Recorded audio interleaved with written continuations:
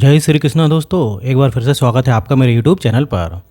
तो दोस्तों, एक बार गरुण जी भगवान श्री कृष्ण के पास आते हैं और कहते हैं, हे प्रभु, आपने मुझे मनुष्य के जन्म से लेकर मृत्यु तक की सभी अवस्थाओं के बारे में बताया है। मनुष्य की मृत्यु के उपरांत किए जाने वाले सभी क्रियाओं के विषय में भी बताया है।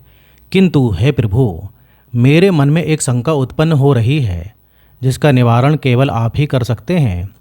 भगवान श्री कृष्ण कहते हैं, हे गरुण, तुम्हारे मन में जो भी शंका हो निसंकोच होकर पूछ लो। तुम्हारी हर शंका का समाधान करना मेरा कर्तव्य है। पक्षीराज गरुण कहते हैं, हे प्रभु, अब मेरे मन में ये जानने की जिज्ञासा हो रही है कि मनुष्य को कौन से कार्य निर्वस्त्र होकर नहीं करने चाहिए। निर्वस्त्र होकर इन कार्यों को करने से मनुष्य को कौन कौन सा पाप लगता है और इनके पीछे क्या कारण है। तब भगवान श्री कृष्ण कहते हैं, हे पक्षीराज गरुण, आज तुमने उत्तम प्रश्न किया है। तुम्हारे इस सवाल के उत्तर में समस्त मानव जाति का कल्याण छुपा हुआ है। तुमने ये सत्य ही कहा है कि मनुष्य को कभी निर्वस्त्र होकर भोजन, स्नान तथा शयन नहीं करना चाहिए। निर्वस्त्र होकर ये तीन काम करने से इसका मनुष्य के जीवन पर अशुभ प्रभाव पड़ता है और काफ़ी परेशानियां उठानी पड़ती हैं। तुम्हारे इस सवाल के उत्तर देने से पहले मैं तुम्हें एक ब्राह्मण का प्राचीन इतिहास सुनाता हूँ। इस प्राचीन कथा के माध्यम से तुम्हें तुम्हारे सभी सवालों के उत्तर प्राप्त हो जाएंगे। इसलिए तुम इस कथा को ध्यान से अवश्य सुनो। इस कथा को सुनने मात्र से ही मनुष्य के पापों का नाश होता है। गरुण जी कहते हैं, हे प्रभु, आपके मुख से इस कथा को सुनना मेरा सौभाग्य है। कृपया आप मुझसे वह कथा कहिए। मैं इसे ध्यान से पूरा सुनूंगा और तीनों लोकों में इसका प्रचार भी करूंगा। भगवान श्री कृष्ण कहते हैं, अच्छा ठीक है, अब तुम इस कथा को ध्यान से सुनो। मैं तुम्हें वह कथा सुनाने जा रहा हूँ। प्राचीन काल की बात है। मध्य देश में एक अत्यंत शोभायमान नगरी थी। उस नगरी में देव शर्मा नाम का एक विद्वान ब्राह्मण रहता था। उसने चारों वेदों का तथा समस्त शास्त्रों का अध्ययन किया हुआ था। वह नित्य भगवत गीता का पठन किया करता था। देव शर्मा भगवान विष्णु का परम भक्त था। नित्य भगवान विष्णु की पूजा आराधना किया करता था। एक दिन देव शर्मा तीर्थ स्थान पर जाने के लिए घर से निकलता है। वह अपने साथ भोजन बनाने के लिए थोड़े से चावल ले लेता है। देव शर्मा घने जंगलों से तीर्थ स्थान के लिए चलने लगता है।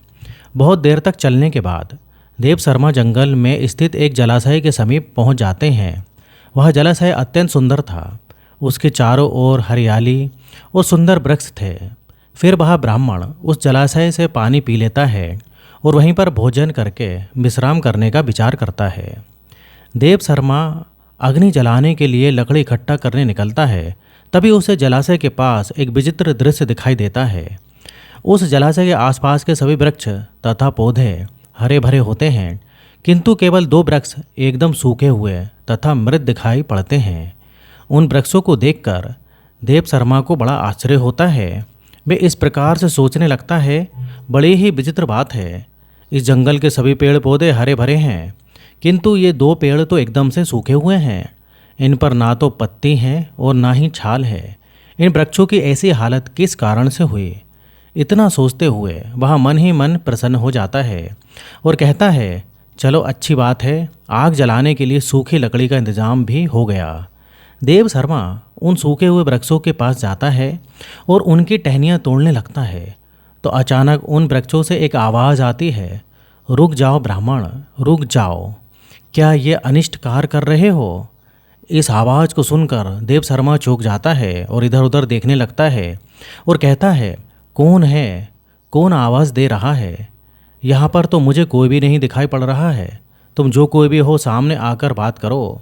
फिर से एक बार आवाज़ आती है, हे ब्राह्मण देवता, हम तुम्हारे सामने ही हैं, आप ही हमें देख नहीं पा रहे हैं। देव शर्मा कहता है, हे भाई, तुम कौन हो और मेरे सामने कहाँ पर खड़े हो? मुझे तो कुछ भी दिखाई नहीं पड़ रहा है। फिर से वह आवाज़ आती है, हे ब्राह्मण देवता, आप जिस वृक्ष की टहनी तोड़ रहे हैं, मैं वही वृक्ष बात कर रहा हूँ, किंतु आप मुझे पहचान नहीं पा रहे हो। देव शर्मा ब्राह्मण घबरा जाता है और इधर उधर देखने लगता है तो उसकी दृष्टि उन दो पेड़ों पर पड़ती है। वह देखता है कि वे पेड़ मनुष्य की वाणी में बात कर रहे हैं। इस विचित्र घटना को देखकर देव शर्मा को बड़ा आश्चर्य हो जाता है। वह कहने लगता है, बड़ी ही विचित्र बात है, ये मृत पेड़ तो मनुष्य की वाणी में बात कर रहे हैं। ये प्रभु की कैसी विचित्र लीला है। देव शर्मा उन मृत वृक्षों से कहने लगता है, हे वृक्षों, तुम कौन हो और तुम मनुष्य की वाणी में कैसे बात कर रहे हो, और तुम्हें वृक्षों का शरीर कैसे मिला? तुम्हारे समीप इतना बड़ा जलाशय होने के बावजूद भी तुम सूखे हुए हो और बाकी सभी पेड़ पौधे हरे भरे हैं। आखिर ऐसा कैसे संभव है? देव शर्मा की बात सुनकर वह पेड़ बोलने लगता है, हे ब्राह्मण देवता, हमारी ऐसी दशा हमारे कर्मों के कारण ही हुई है। हमने पिछले जन्मों में जो पाप किए थे उसी का फल भुगत रहे हैं। देव शर्मा कहते हैं, हे वृक्ष, कृपा करके आप मुझे आपके पिछले जन्मों का जो है कथन सुनाइए। तब वह वृक्ष बोलने लगता है, हे ब्राह्मण देवता, अब हम आपको हमारे पिछले जन्म का वृत्तांत सुनाते हैं। पूर्व काल में मैं धनेश्वर नाम का वैश्य था और यह मेरी पत्नी दुर्मति थी। हम दोनों ही कांचीपुरा में निवास करते थे। मेरा स्वभाव अत्यंत दुष्ट और क्रूर था। मैं लोगों को ब्याज देकर धन कमाया करता था। मेरी पत्नी भी अत्यंत क्रूर और दुष्ट स्वभाव की थी। उसने कभी अपने द्वार पर आए अतिथियों का सम्मान नहीं किया। हमने कभी दान धर्म भी नहीं किया। सदैव ही दीन और गरीब लोगों को सताया करते थे। उस समय हमारी कोई संतान नहीं थी। हम दोनों ही संतान सुख प्राप्ति के लिए भोग विलास किया करते थे। हम निर्वस्त्र होकर स्नान किया करते थे और निर्वस्त्र होकर ही शयन किया करते थे। अनेक वर्षों तक भोग विलास करने पर भी हमें संतान सुख प्राप्त नहीं हुआ। मैंने कभी अपने पूर्वजों के लिए श्राद्ध नहीं किया, कभी तर्पण नहीं किया, उनके लिए कभी दान धर्म भी नहीं किया, जिस कारण से मेरे सभी पूर्वज रुष्ट हो गए। मेरा मन सदैव ही काम वासना से भरा हुआ रहता था। हम दोनों पति पत्नी दिन रात भोग विलास किया करते थे। निर्वस्त्र होकर ही स्नान, भोजन तथा शयन किया करते थे, जिससे समस्त देवी देवताएं और पितृ भी हमसे रुष्ट हो गए। इस प्रकार से अनेक वर्ष बीत जाने के पश्चात हम पुत्र प्राप्ति की कामना से तीर्थ यात्रा पर निकले। रास्ते में जाते समय एक नदी किनारे हमने निर्वस्त्र होकर संबंध बनाया। दुर्भाग्य से उसी नदी में डूबकर हम दोनों की मृत्यु हो गई। मृत्यु के पश्चात हमें ले जाने के लिए यमराज के 2 दूत प्रकट हुए। वे दूत हमें पकड़कर यमपुरी ले गए। यमपुरी का दृश्य अत्यंत भयंकर था। यमराज विशालकाय सिंहासन पर बैठे हुए थे और उनके पास चित्रगुप्त बैठे हुए थे, जो यमपुरी में आए हुए प्राणियों का लेखा जोखा निकाल रहे थे। जब मेरी बारी आई तो यम के दूतों ने मुझे यमराज के सामने खड़ा कर दिया। फिर चित्रगुप्त यमराज से कहने लगे, हे धर्मराज, इस वैश्य ने तो अपने जीवन में कभी कोई पुण्य का काम किया ही नहीं है। इसने अपने पूर्वजों का सदैव ही अनादर किया है। इसने सदैव ही निर्वस्त्र होकर स्नान, भोजन तथा शयन किया है। इसलिए यह केवल नरक जाने के लिए ही योग्य हैं। इस प्रकार से चित्रगुप्त ने मेरे कर्मों का लेखा जोखा यमराज को बताया। यमराज मुझे देखकर कहने लगे, अरे दुष्ट, तूने तो कभी कोई पुण्य का काम किया ही नहीं है। तूने सदैव ही निर्वस्त्र होकर स्नान करके वरुण देवता का अपमान किया है। निर्वस्त्र शयन करके तूने अपने पूर्वजों को अपमानित किया है तथा निर्वस्त्र भोजन करके तूने अन्न का भी अपमान किया है। इसलिए तुझे नरक में ही डाल दिया जाएगा। इस प्रकार से यमराज ने अपने दूतों को आज्ञा देकर मुझे नरक में डाल दिया। मेरे पश्चात मेरी पत्नी को यमराज के सामने लाकर खड़ा किया गया। उसे देखकर चित्रगुप्त ने कहा, हे धर्मराज, इस पापी स्त्री ने भी अपने पति की तरह कोई पुण्य का काम नहीं किया है। इसने भी निर्वस्त्र होकर ही स्नान, भोजन तथा शयन किया है। इसने समस्त देवी देवताओं को और पितरों का अपमान ही किया है, अतः ये भी नरक जाने के लिए ही योग्य है। इस प्रकार से यमराज ने हमारे पाप कर्मों को देखते हुए हम दोनों को ही नरक में डाल दिया। नरक में सजा भुगतने के पश्चात हमें वृक्ष का शरीर प्राप्त हुआ। जैसे जैसे हम बड़े हुए हमारे सारे पत्ते भी गिर गए और हमारी छाल भी नष्ट हो गई। निर्वस्त्र कार्य करने के कारण इस जन्म में वृक्ष के रूप में हमारा वृक्ष रूपी शरीर भी नग्न हो गया और हम कष्ट भुगत रहे हैं। हे विप्रवर, कृपा करके हमें इस कष्ट से मुक्ति दिलाने के लिए कोई उपाय कीजिए। इस प्रकार से उन दोनों की बात सुनकर देव शर्मा को उन पर बड़ी दया आ गई। देव शर्मा उसी स्थान पर बैठकर भगवान विष्णु की प्रार्थना करने लगा और वृक्ष बने उस वैश्य और उसकी पत्नी की मुक्ति की कामना करने लगा।